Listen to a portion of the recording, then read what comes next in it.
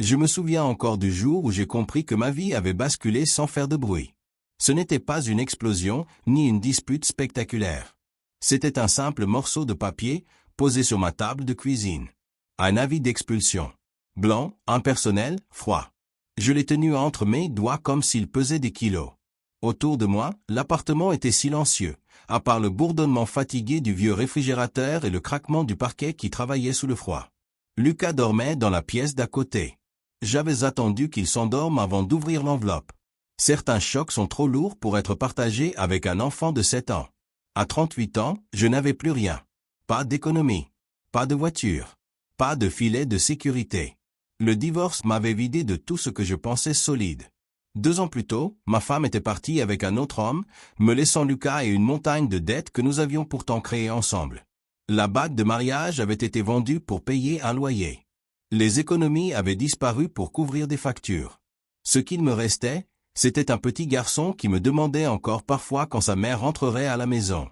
Je repliai l'avis d'expulsion et le posai lentement sur la table. 2 semaines. 3000 $. Sinon, la rue. En repensant à ce moment aujourd'hui, je comprends quelque chose que je n'aurais jamais pu formuler à l'époque. Quand l'insécurité devient chronique, le cerveau ne raisonne plus en termes de dignité ou d'avenir. Il passe en mode survie. Les psychologues appellent ça une réponse au trauma prolongé. Le monde se rétrécit. Les options disparaissent. Il ne reste que la question la plus primitive, comment tenir encore un jour de plus. Le lendemain matin, ma mère appela. Elle ne me demanda pas comment j'allais. Elle ne le faisait plus depuis longtemps. Sa voix était plate, efficace, presque administrative. Elle me dit de venir chez elle dans l'après-midi. Que c'était important. J'acceptai sans discuter. Je n'avais plus l'énergie de résister à quoi que ce soit. Quand j'arrivai, elle était assise dans le salon avec mon frère aîné, Tom. Lui travaillait dans le bâtiment. Il avait toujours été celui sur qui la famille comptait. Le voir mal à l'aise me mit immédiatement en alerte. Ma mère me fit signe de m'asseoir et entra directement dans le vif du sujet.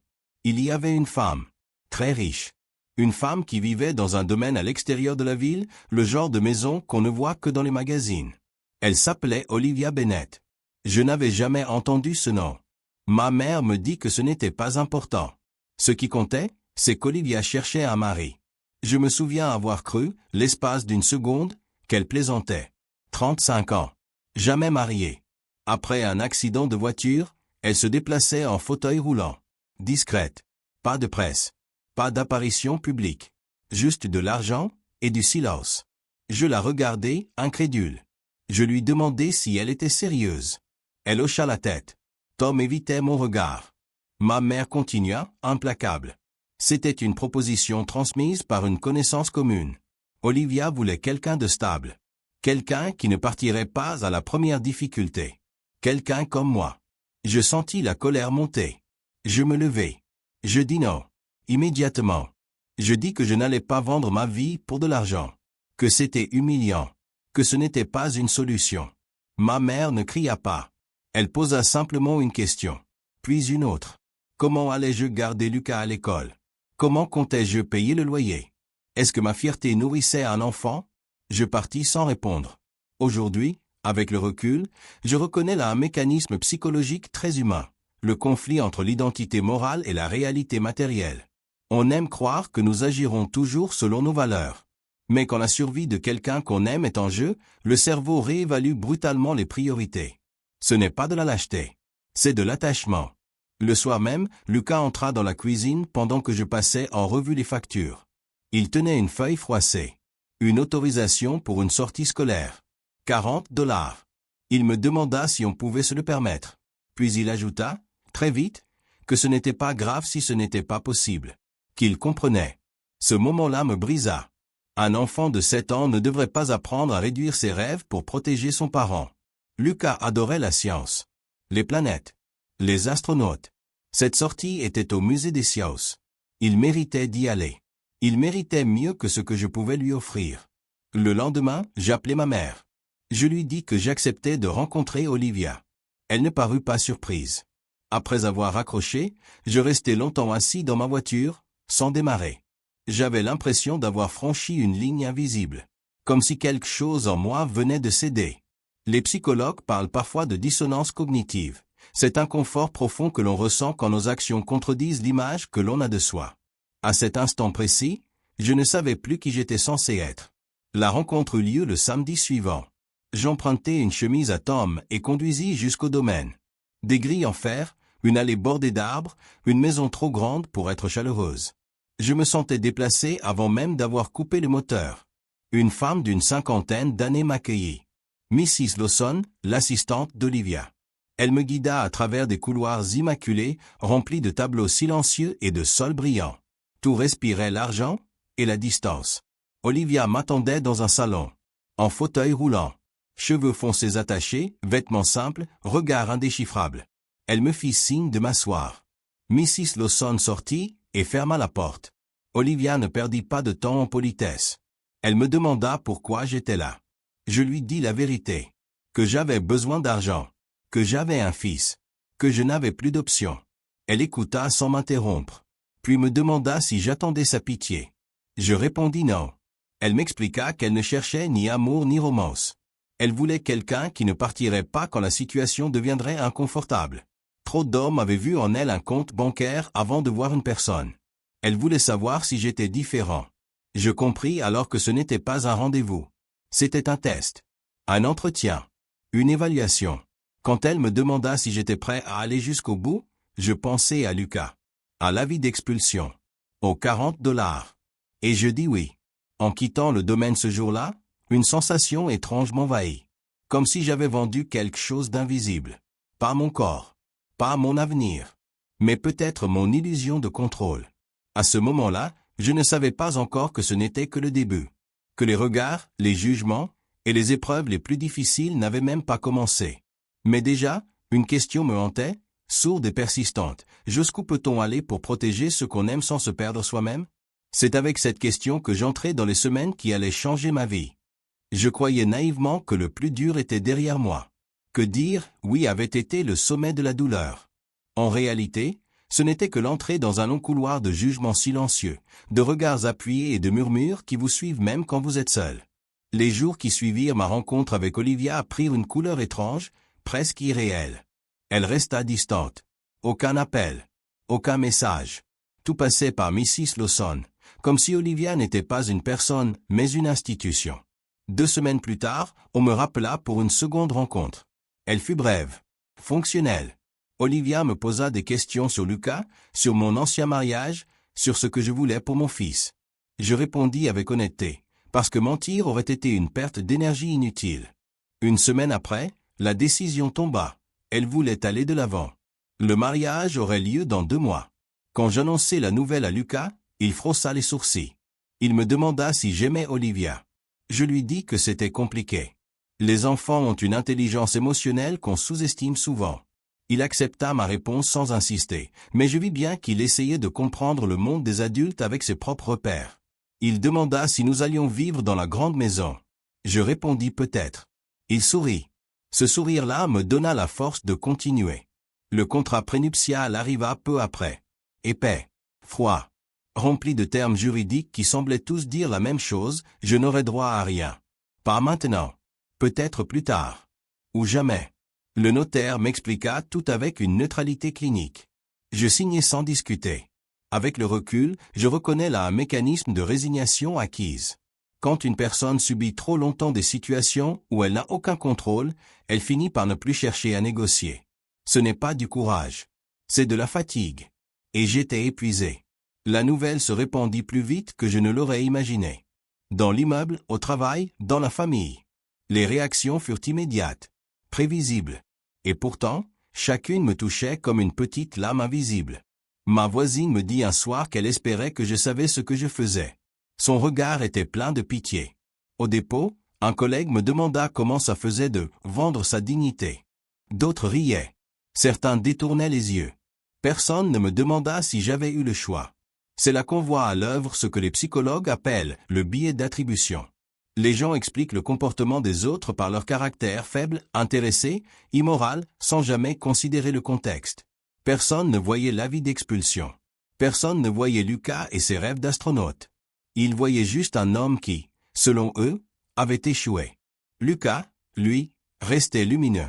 Jusqu'au jour où il rentra de l'école plus silencieux que d'habitude.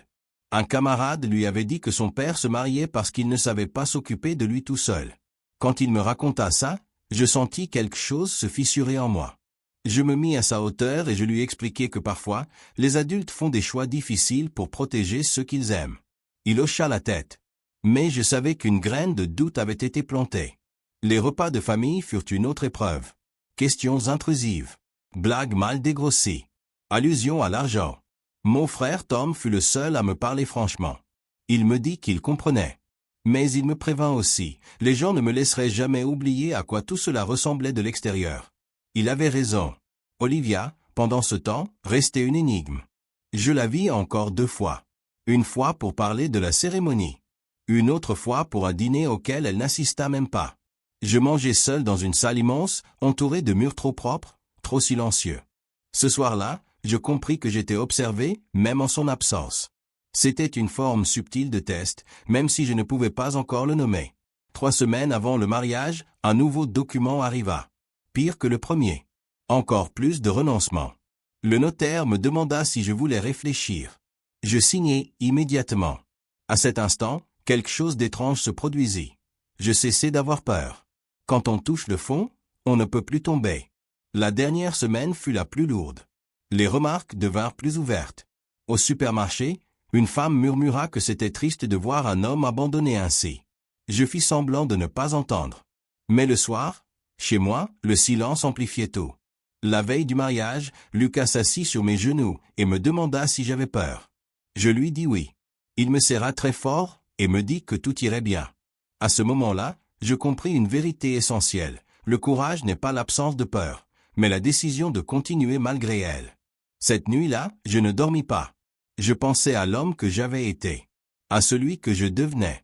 Je ne savais pas encore que le lendemain allait bouleverser toutes mes certitudes. Je savais seulement une chose, quoi qu'il arrive, j'avais tenu bon jusque-là. Et parfois, tenir bon est déjà une victoire. Le matin du mariage arriva sans solennité. Pas de musique, pas d'excitation. Juste une suite de gestes mécaniques. Je me douchai, enfilai ce costume bon marché qui ne tombait jamais vraiment bien, et aidai Lucas à boutonner sa petite veste. Il me sourit comme si c'était un jour de fête. Moi, j'avais l'impression de marcher vers un verdict. Sur la route, le silence était lourd. Mon esprit tournait en boucle. Les mots que j'avais entendus ces dernières semaines revenaient comme des échos, faibles, parasites, désespérés. C'est étrange comme le cerveau humain peut intégrer le regard des autres au point de commencer à se juger lui-même. Les psychologues parlent d'autostigmatisation, quand les jugements extérieurs deviennent une voix intérieure. La cérémonie était petite, presque clinique. Quelques chaises, un officiant âgé, ma mère, Tom, quelques inconnus. Olivia était déjà là, assise dans son fauteuil roulant, vêtue d'une robe blanche simple. Elle ne me regarda pas quand j'entrai. Je pris ma place. Mon cœur battait trop vite. L'officiant commença à parler de partenariat, d'engagement. Les mots flottaient autour de moi sans vraiment m'atteindre. Puis il se tourna vers Olivia pour ses vœux. C'est à ce moment-là qu'elle posa ses mains sur les accoudoirs et se leva. Le silence qui suivit n'était pas un silence respectueux. C'était un vide. Un effondrement collectif des certitudes. Je sentis l'air quitter mes poumons. Mon cerveau refusa d'abord d'accepter ce que mes yeux voyaient. Olivia se tenait debout. Stable. Calme. Présente. C'est fascinant de voir à quel point notre esprit rejette l'inattendu. Les neuroscientifiques appellent cela une dissonance cognitive aiguë, quand la réalité contredit brutalement notre modèle mental du monde. Olivia expliqua. Le fauteuil n'avait jamais été une nécessité. C'était un filtre. Un test. Elle avait été trop souvent trahie par des intentions masquées. Elle avait choisi la contrainte pour révéler la vérité des autres. Je ressentis une tempête intérieure. Colère. Honte. Soulagement. Tout à la fois. J'avais été jugé, observé, mesuré sans le savoir. Je lui dis qu'elle aurait pu être honnête. Que j'avais été humilié publiquement. Que j'avais accepté parce que je n'avais pas le luxe du choix. Elle écouta, puis me demanda pourquoi, malgré tout, j'étais resté. Cette question me frappa plus fort que toutes les autres. Je compris alors quelque chose d'essentiel. Je n'étais pas resté pour l'argent. J'étais resté pour préserver une dernière chose, mon intégrité. J'avais accepté la douleur, pas le mensonge. J'avais survécu sans trahir ce que je voulais transmettre à mon fils. Quand je lui dis cela, quelque chose changea dans son regard. Elle ne me proposa pas un conte de fées. Elle me proposa un choix. Réel. Libre. Je regardai Lucas. Puis je regardai Olivia. Et je choisis de rester. Non par obligation, mais par décision. Le mariage fut prononcé sans applaudissements. Mais avec quelque chose de plus rare, la vérité.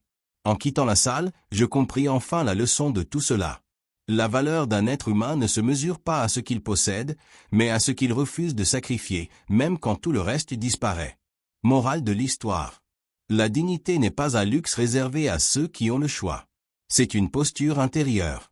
Et parfois, survivre sans perdre son humanité est l'acte le plus courageux qui soit. Index revers pointant vers la droite blanc et vous?